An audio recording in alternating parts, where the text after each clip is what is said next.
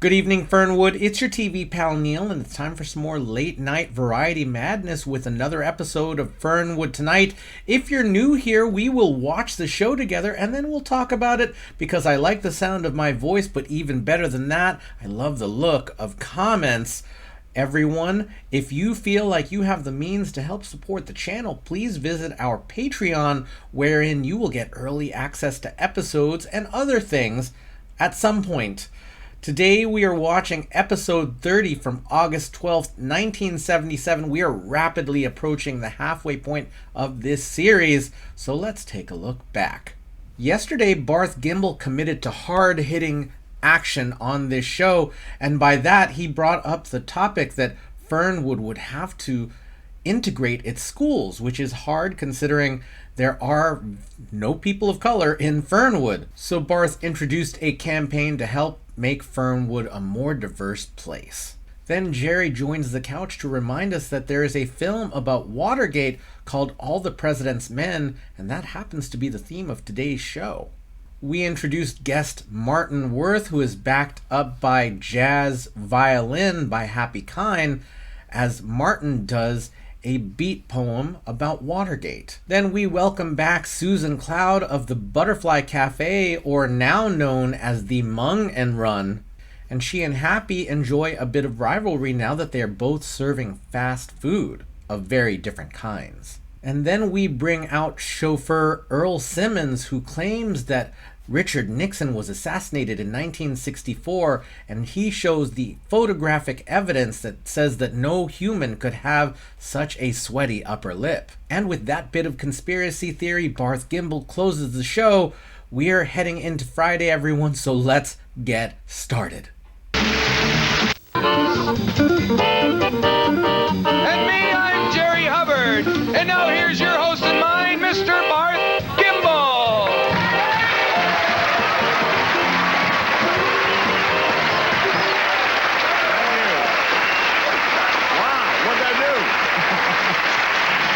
Thank you. Oh, okay. Thank you. Thank you very much. Good evening, ladies and gentlemen, and welcome to Fernwood Tonight. Those of you regulars who watch us every night know that the program usually starts the same, with a shot of the audience and Jerry yelling over the band, and then a very amusing little speech by yours truly. Just sort of a little icebreaker to put our guests and our studio audience kind of at ease. Although some people have said, and I think rightly so, that it is a show in itself, and thank you. Thank you. Thank you. No, oh, come on. Thank you. Thank you so much. I think there's a time to laugh. I don't think it's all the time. For example, you wouldn't laugh during open heart surgery or an income tax audit, that type of thing. So tonight, if you'll forgive me, I'd just like to get serious here for just about a minute, okay?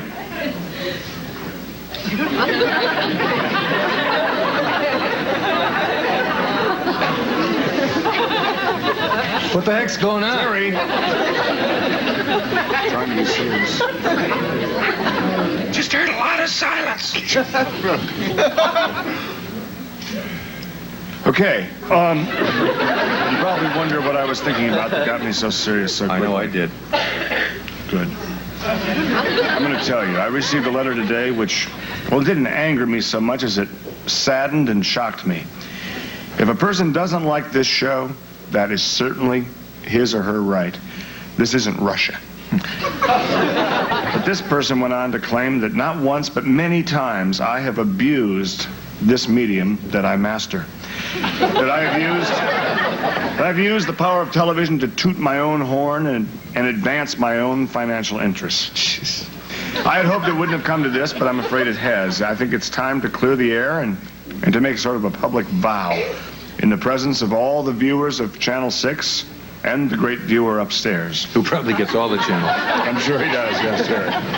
No tuning problem up there, huh? No, he probably gets UHF.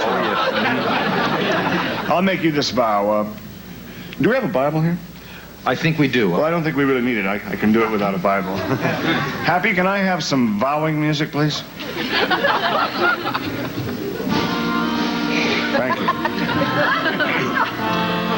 I, Barth Kimball, vow that I will use the great power of my position solely for the good of mankind and womankind. If there's anything I can do to help the good people of Fernwood, like the folks at Marty's Discount Jewelry, believe me, I'll do my part, whatever it is.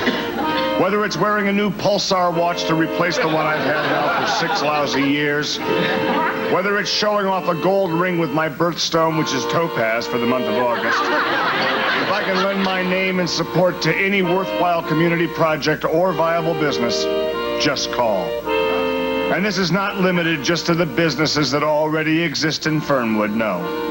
This also includes as well enterprises that our growing economy so sorely needs. For example, a Porsche dealership would be nice, a Gucci outlet, or a reputable swimming pool contractor. And we're talking in brown, not above. That's what Barth Kimball's all about. I could use a tape recorder, too. Okay, and a tape recorder for Jerry. Okay?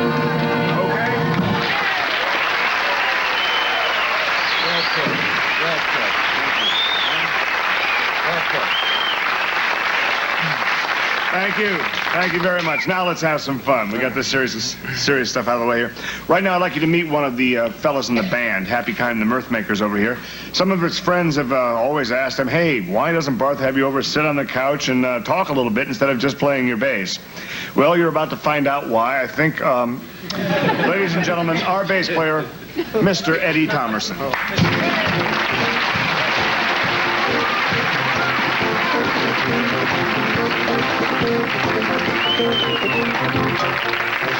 Hey, that thing doesn't even make a noise when it's not plugged in, does it? No, it's just kind of like an electric ironing board. Oh, that's great. You made that yourself, too. He's very handy. You don't have to shake my hand, really, when you come over here and pretend like you don't know me. You know, I'd know that suit and tie anywhere. Absolutely. We see each other every day, really. I don't think we have to pretend those things. You're here, Eddie. Your friends have been asking to hear you sit down, talk a little bit. What do you want to talk about? Well, gee whiz, Bart. I don't know. I just thought you'd ask me some questions, and I'd give you the answers. Okay, why not, Eddie? Tell me, Ed, can I call you Ed? Sure can. Okay, Eddie. I know you don't play music as your sole source of income. You do have another job, am I right? That's right. What would that be? I sell real estate in Fernwood and in the Tri-County area. Mm-hmm. How's business going? Oh, fine, thank you. Just fine. But obviously selling real estate is what you do best, and we have you here doing what you do second best. Maybe you can do something for us tonight. Don't you perform around? Certainly. As a matter of fact, I have a number I prepared for tonight. Ooh. What is it? How about a bit of La Bamba? Oh, well, I have my good clothes on. I don't think I should. Why don't you go over there and set up? Okay. La Bamba.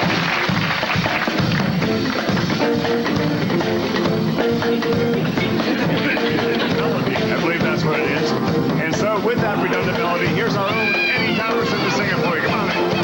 Para bailar la bamba se necesita una poca de gracia. Una poca de gracia para mí, para mí, para mí, para mí, para mí, para mí. Y arriba, arriba. Y arriba, arriba. Necesita una poca de gracia. Una poca de gracia para ti, para mí. Hey, ba, ba, bamba, everybody. Ba, ba, bamba. Ba, ba, bamba. Ba, ba, bamba.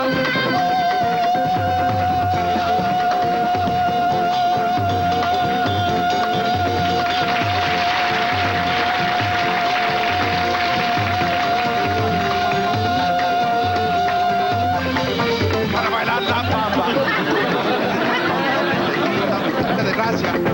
Una poca de gracia para ti, para mí, para mí, para mí, para mí, para mí. Y arriba, arriba.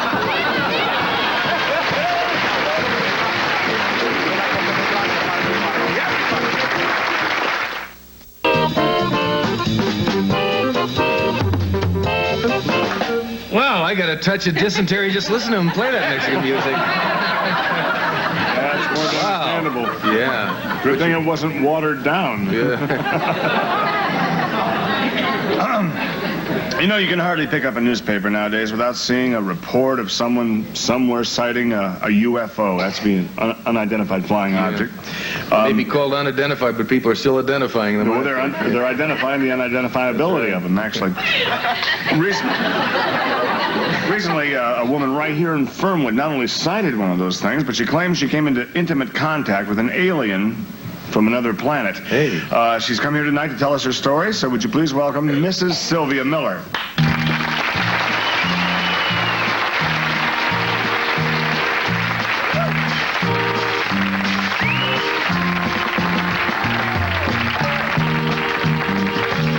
Come into our spaceship. Thank you. I'm very happy to be here. Well, we're very happy to have you. Sylvia, I'm sure everyone's pretty eager to just hear your story. Why don't you start right in?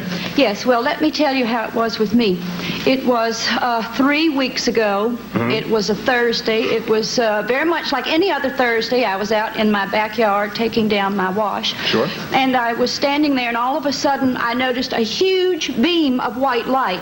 Well, at first, I thought perhaps I had used too much bleach, but then the light became whiter and whiter, and I watched it, and it went behind my house in the meadow. You've never been there, but there's a meadow.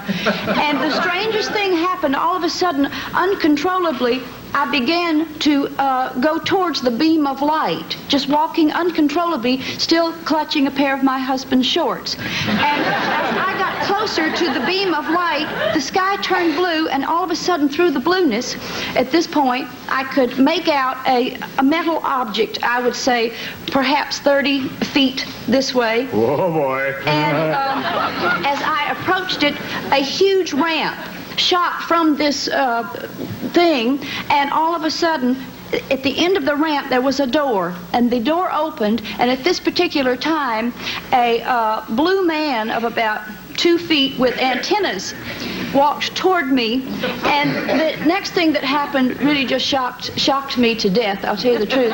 Well, I know it's hard for you to talk about it. Could you tell us what happened next? Well, the next thing that happened is he threw open his spacesuit, and a beam of light shot right out at me.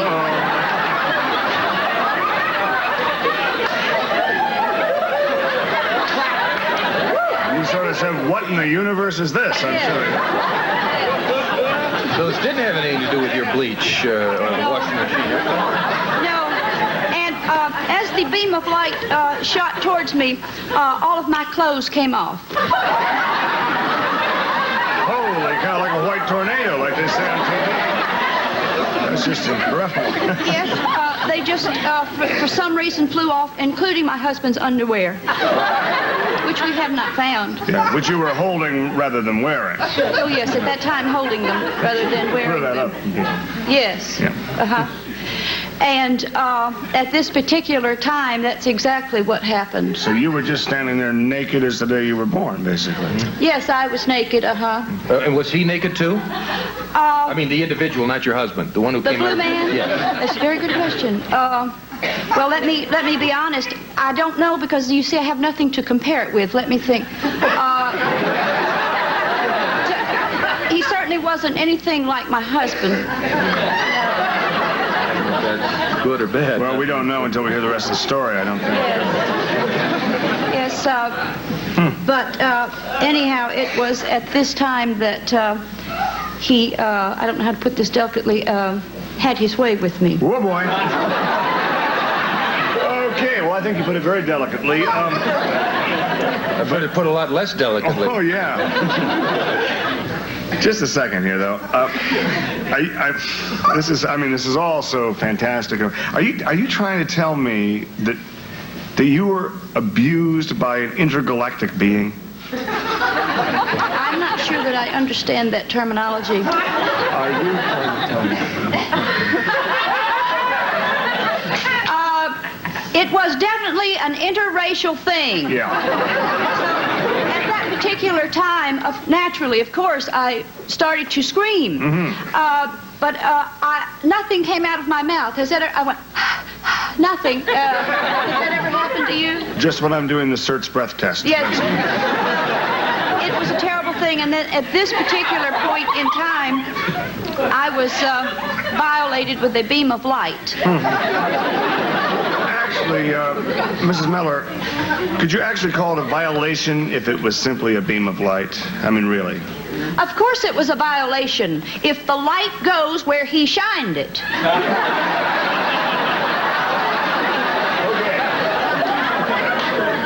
might as well get right down to it here. Did you feel any physical pain? No, it was not painful. It was humiliating. But I know that I was violated. How long did this attack actually last, this attack of beaming? Just seconds. Wow, he must be quite a guy. The serious thing, the thing that I pray and I worry so much about, I just hope that I am not carrying a half-breed creature. I mean, for all I know, I could be giving birth to a flashlight. Oh, boy. You never know when you get him on the show what it's going to turn into. This is it's a bigger story than I thought. Are you actually trying to say that you could possibly be pregnant by a man from outer space? I mean, that's pretty hard to buy. That's what my husband said. I would like to, speaking of deviations, I would like to deviate for a minute. I happen to know these TV beams go into outer space, and I'd like to take an opportunity to address this intergalactic pervert out there. And this is Jerry Hubbard down here on Earth. This is not how we handle the women in this world. You're dealing with the ladies of America here. It's not wham, bams, thank you, ma'am. I'll tell you that.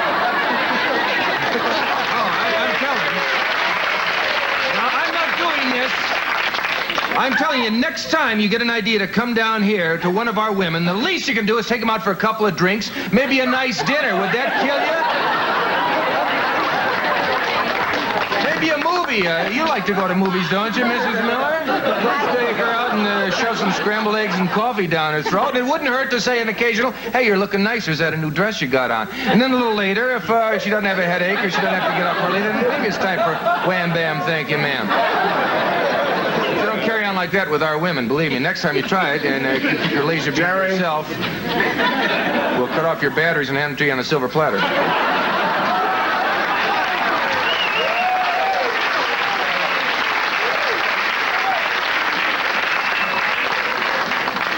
Mrs. Miller, do you think there's any chance at all that the guy's going to return? Guy, I use the term loosely, guy. Do you think he might come back?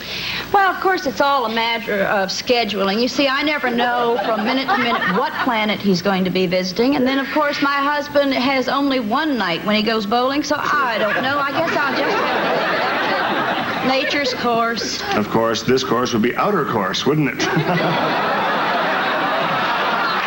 We'll be right back after these important words. Don't go.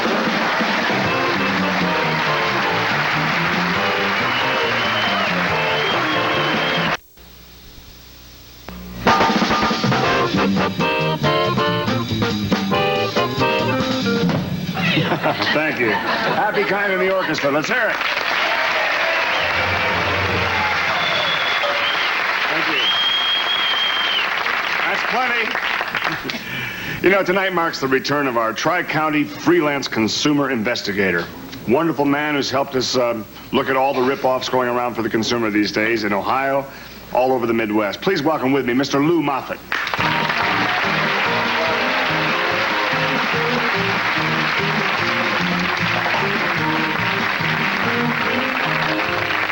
If you were with us earlier, I should say hello. How do you do, Rod? Hello. Good to see you. If you were with us earlier in the earlier weeks, you saw when Lou came out here and showed us some of the dangers of the rip-offs of the home music industry, and where we could get some really good guitar lessons that would add up to a song. Also, you showed us the wonder of the Wonder Blender. Wonder Blender, that's correct, Barth. You're a wonderful watchdog, and you're making sure the consumer is protected. What have you got for us tonight? Well, Barth, I've been investigating this land fraud business in recreational land. It's appalling what's going on around this country. It really is. It seems like the fast buck operators are with us again. Well, and we're glad to have you. Okay? Thank you, Barth. Go to the coast. I will, Barth. Good, you're enjoy on. it. Thank you. Well, it's good to see everybody. You know, I travel around this great country of ours investigating fraud. And what I found in the real estate business is absolutely appalling, especially down in Florida.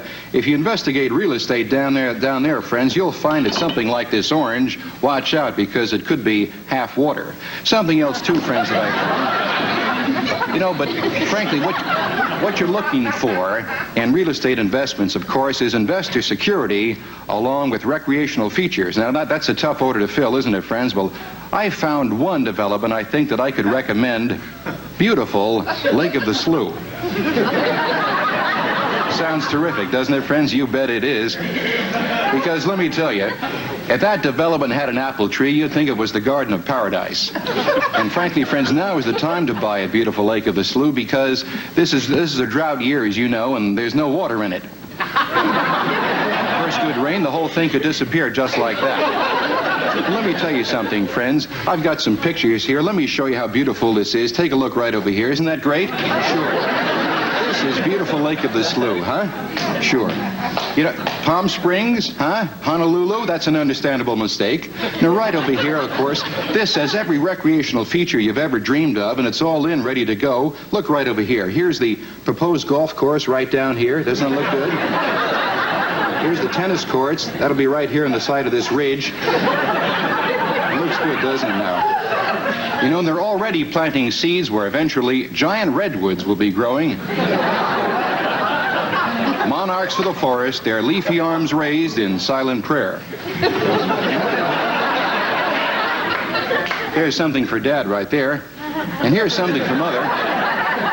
Here's the proposed clubhouse right there. I know she'll be interested in that. Sure. Now, it looks great, doesn't it, friends? Sure. But what about ecology?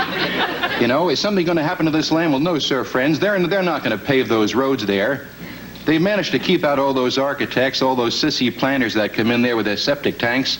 No, sir, friends, there'll be none of that. Because when you live at beautiful Lake of the Slough, believe me, you're going to be on your own. Now, as a real American, is $500 too much to spend for a slice of America? For a big 1/6 acre? No, sir.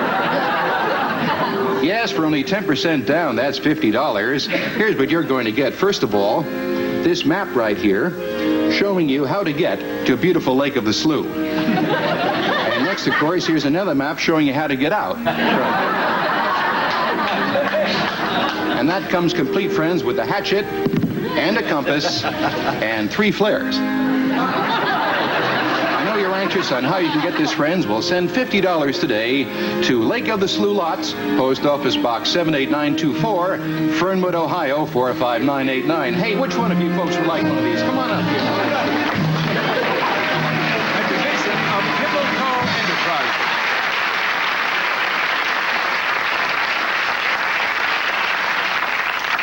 We'll be right back after a look at some professional actors playing normal, everyday people in commercials. Stay with us.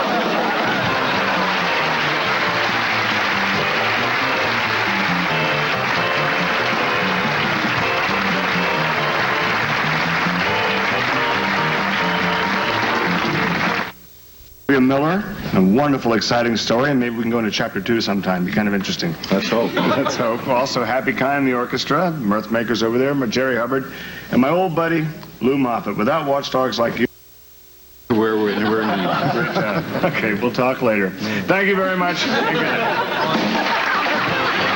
appearing on tonight's show were Eddie Robertson as Eddie Comerson, Fanny Flagg as Sylvia Miller, and Lou Felder as Lou Moffat.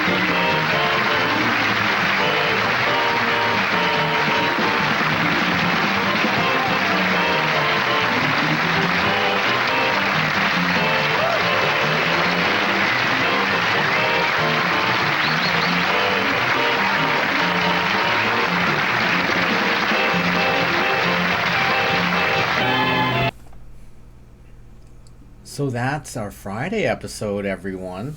We start with Barth getting serious for a minute or so, and in this case, he is pledging not to take advantage of his power as a TV host, in which he can help businesses make money by naming them, and maybe, you know, other things that happen when you name businesses on television. Then we bring down Eddie Thomerson, the bassist of the Mirth Makers, and in this case it leads to an interview about needing to be interviewed or wanting to be interviewed. Like, basically there wasn't a real thing to talk about there. And then we see the return of Sylvia Miller, who last time we saw her was possessed by Marilyn Monroe, and now in this case she has had some kind of intimate relations, potentially some kind of abuse by an alien. And this episode being released in August was just a few months ahead of Close Encounters of the Third Kind. I think that was Spielberg's follow-up to Jaws. I don't believe there was a movie in between Jaws and this, so his second film probably was a pretty big newsmaker at this point. So I wonder if this set is playing up on that film, Close Encounters of the Third Kind.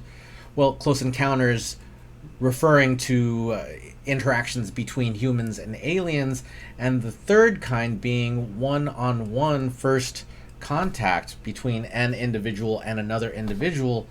I believe that the first kind would be seeing a ship, and the second kind, I forget what the kinds are, but this seems to be playing on that, although it probably was a bit of a topic. I know that alien abduction stories certainly have been told quite a lot, and in this case it seems a little bit questionable what exactly is happening here, because as she describes it, it sounds like she met a man in the road, and sure, that man, as she tells it, has blue skin and antennae. I guess I don't know what to expect here, and the fact that her husband's schedule has to do with when this person may show up or not show up is kind of a questionable detail. There's Sylvia Miller again, apparently having some of those sexy experiences. And then Lou Moffat is back for a third time, and in this case he is selling space on the Lake of the Slough. I would not have pronounced that word that way. It looks like sloughs to me, but slough. We got this. And it is the kind of property that I would expect Lou Moffat to be selling. It's pretty much horrible and overpriced, and there's only profit to be made for anyone who sells that, and probably only misery to be had for anyone who buys that. And that's where we end the show, everyone, just a little bit after that.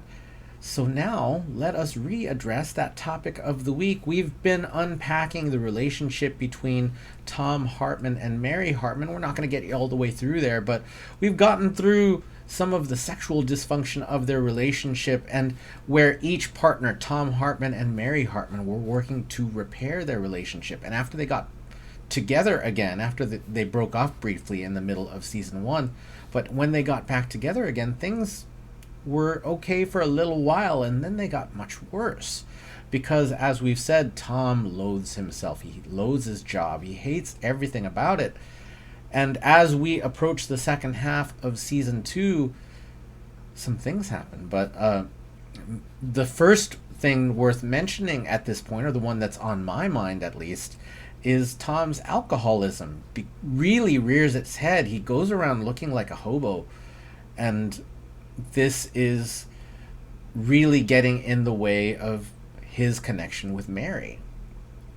I think he is generally depressed about his position in life, which we talked about. He doesn't like where he is. And Mary finally has just a taste of sexual satisfaction. It's maybe not quite there, but it's something that she's at least got him in bed, and they have had some sex. I think when we go further, we find out whether or not that is satisfactory to Mary. But she is getting some of that sexual attention that she craved so much. And this relationship is driven through hell because of the alcoholism, but also because Mary is getting so much attention from Dennis Foley, who happens to be dating 2 different people while he is approaching Mary. And this drives huge wedges between Mary and Tom and leads to some big problems in Mary's persona, the way that she feels about herself as a wife. She sees herself as a wife first, but that job is not enough for her. It fails her. And at the end, as we approach the end of season 1, she is nominated for a prize. And, well, when it comes to that prize, she maybe has a full understanding of what she's actually been through. I don't want to say more than that. I'm just going to lead you to an episode, and if you haven't seen it, well, then I guess you might want to watch. If you have seen it, then you could watch it again. So we're going to stop there with our unpacking of Mary and Tom's relationship. There's so much more as we go forth into the second season, but that is a very troubled relationship. And to be honest, some of the scenes between them are heartbreaking, just because you know that there is dysfunctional love under there, but they don't have the tools, and the best they can do is get angry at each other and then make up and then more. So everyone, that was the topic of the week. We've unpacked Mary and Tom Hartman's relationship as much as I'm willing to do. We've got a new topic of the week coming up next week, and also more episodes. So everyone, thank you so much for watching with me. Thank you so much for leaving your thoughts, feelings, and impressions in the comments. Thank you for being you, Ariel. Thank you for doing the Patreon thing. You're a good one. Everyone, we will see you next week in Fernwood.